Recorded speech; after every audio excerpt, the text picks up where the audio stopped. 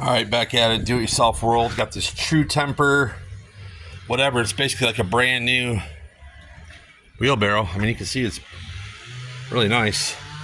Somebody threw this to the garbage, and the only thing wrong is this. So, I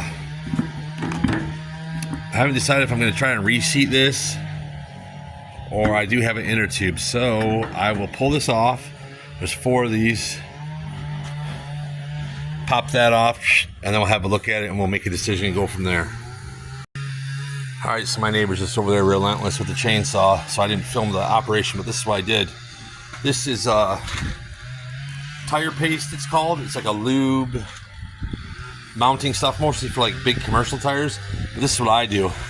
When you have these little tires and the bead won't seat, get the bottom to like sit tight to the tire, and then the top side I just pack full of this grease and gently put air in it, and the grease acts as a seal and a lubricant, and it lets this bead seat. And now you can see she's got air.